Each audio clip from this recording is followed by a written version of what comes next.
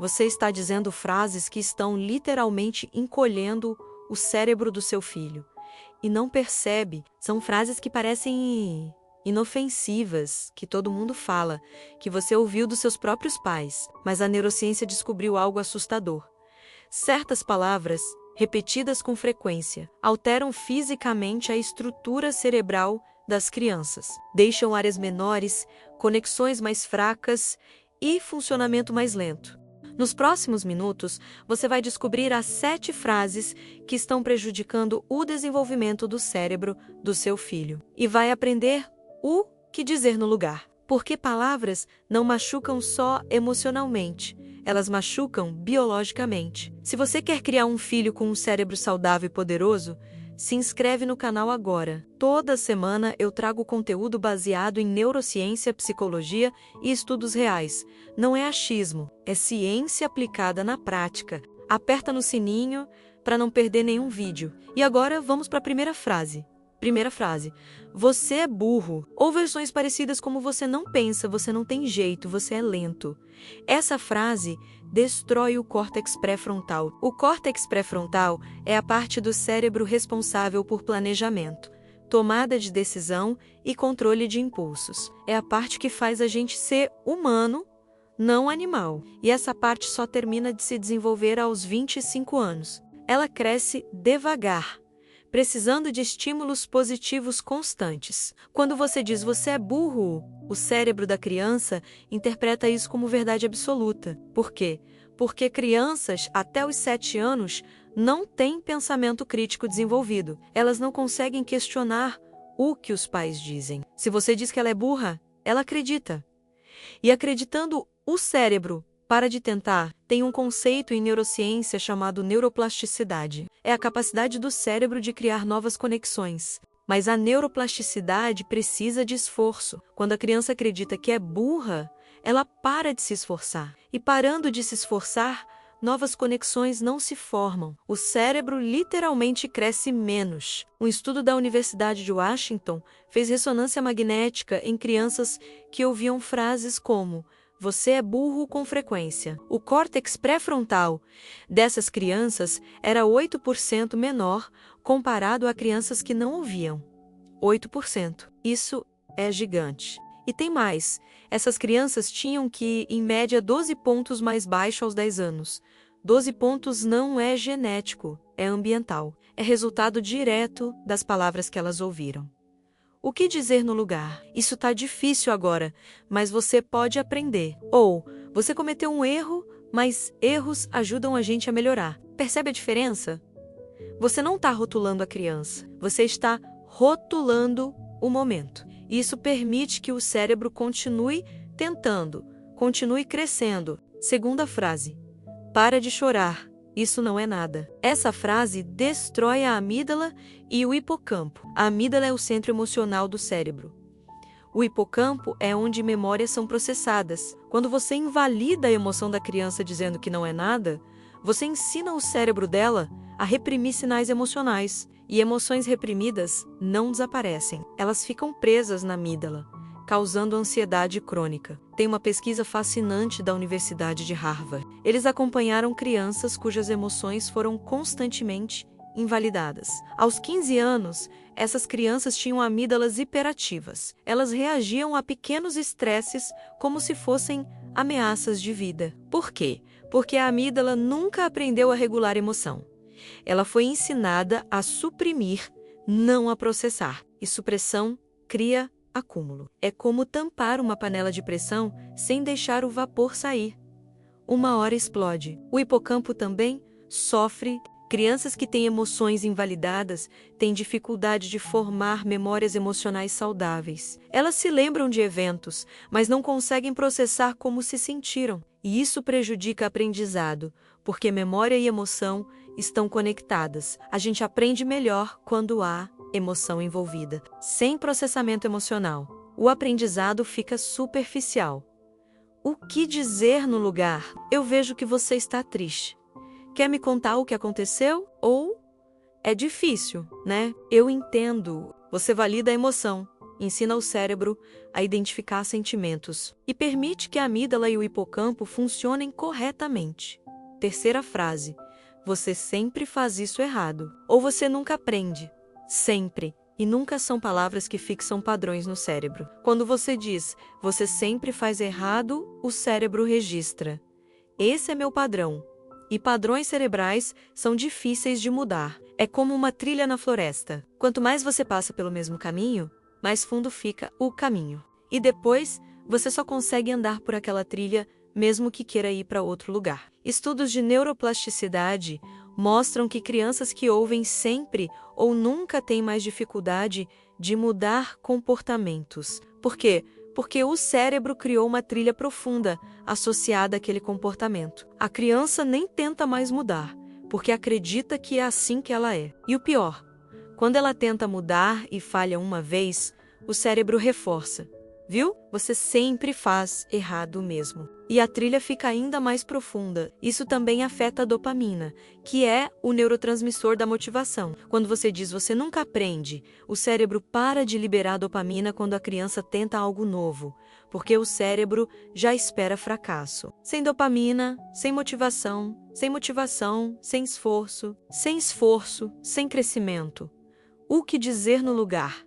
Dessa vez, você errou, mas da próxima, você pode fazer diferente. Ou, isso foi difícil, mas você já melhorou desde a última vez. Você foca no comportamento específico, não na pessoa, e isso permite que o cérebro crie novas trilhas, novos padrões. Quarta frase: você é tão inteligente, espera. O quê? Elogiar a inteligência prejudica o cérebro? Sim.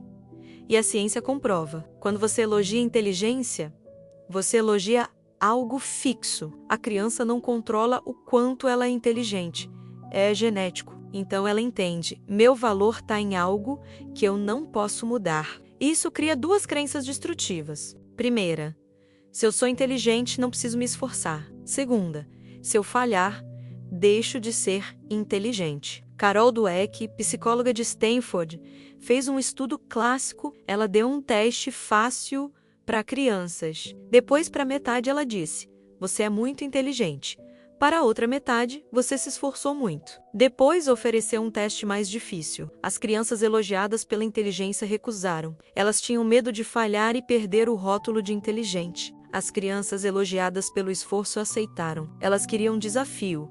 E tem mais. Dweck fez ressonância magnética nessas crianças enquanto erravam questões. As crianças elogiadas pela inteligência tinham o córtex pré-frontal menos ativo. O cérebro delas desligava quando encontrava dificuldade. Já as crianças elogiadas pelo esforço tinham o córtex pré-frontal superativo. O cérebro delas trabalhava mais, criava mais conexões, procurava soluções. Elogiar inteligência cria cérebros preguiçosos. Elogiar esforço cria cérebros ativos.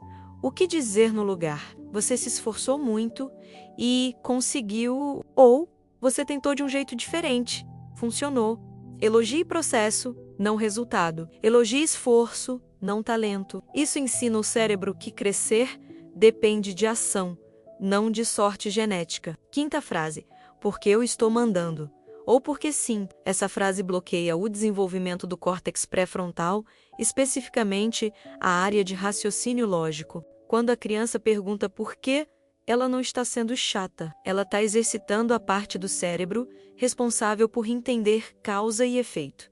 Essa é a base do pensamento lógico. Quando você corta isso com porquê eu mandei, você impede que essa área se desenvolva. Crianças que crescem sem receber explicações têm menor capacidade de resolver problemas complexos aos 12 anos.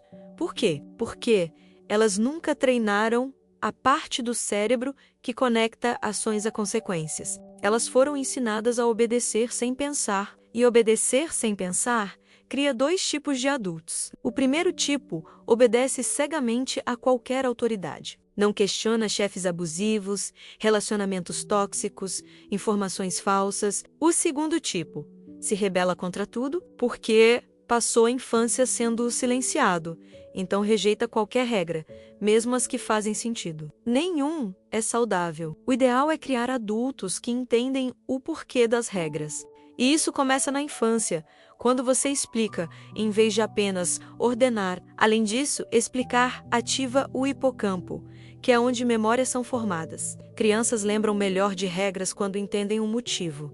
Elas não obedecem por medo de punição. Obedecem porque faz sentido. O que dizer no lugar? Você precisa fazer isso porque te mantém seguro, ou essa regra existe para que todos se sintam respeitados.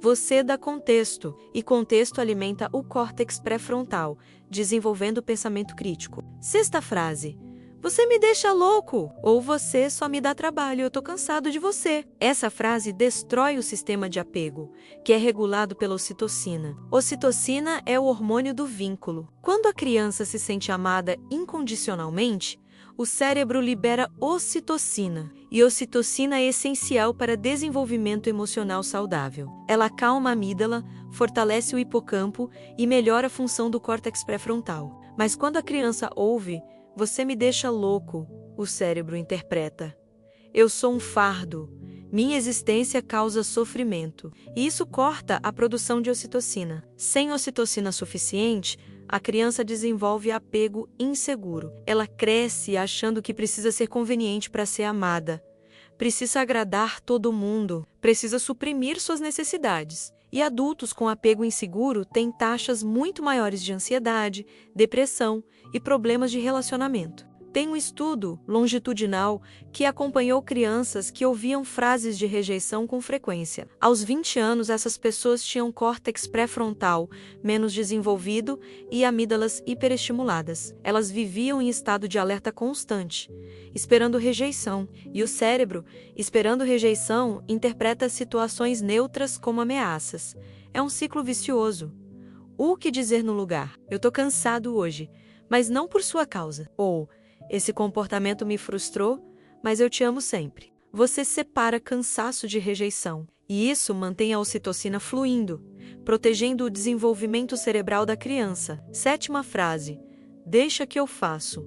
Essa frase parece inofensiva. Você está ajudando, certo? Errado. Você está impedindo que o cérebro da criança desenvolva autonomia. Toda vez que você tira uma tarefa da mão da criança, você impede que o cerebelo e o córtex motor se desenvolvam. Essas áreas precisam de prática repetida para criar conexões fortes. Quando a criança tenta amarrar o tênis sozinha, o cérebro está criando circuitos neurais, está aprendendo coordenação motora fina, planejamento sequencial e persistência. Mas quando você fala "deixa que eu faço", você interrompe esse processo, e interrompendo repetidamente, o cérebro para de tentar. A criança desenvolve desamparo aprendido. Ela acredita: "eu não consigo fazer sozinho", e essa crença se estende para outras áreas da vida. Se ela não consegue amarrar o tênis, talvez não consiga resolver problemas de matemática, talvez não consiga fazer amigos, talvez não consiga nada sozinha. Um estudo da Universidade de Minnesota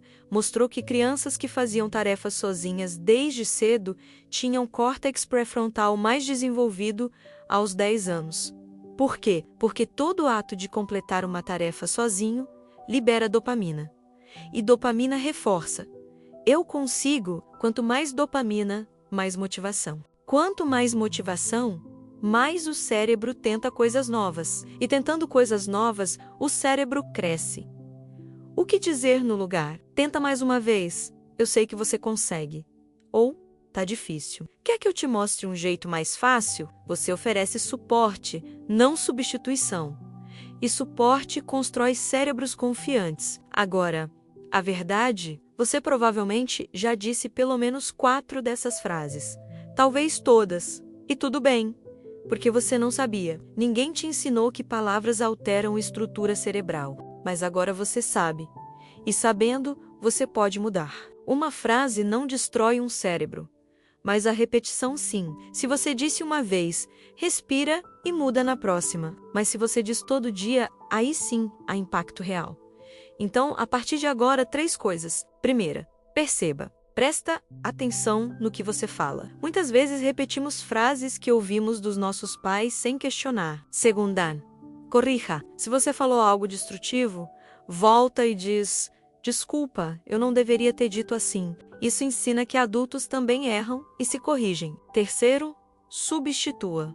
Use as frases que eu dei. Coloca elas no celular, na geladeira, onde você precisar. Porque educar com palavras que constroem, em vez de destruir, é possível. E é necessário. O cérebro do seu filho está crescendo agora. A cada segundo, neurônios estão tentando se conectar, sinapses estão sendo formadas ou destruídas.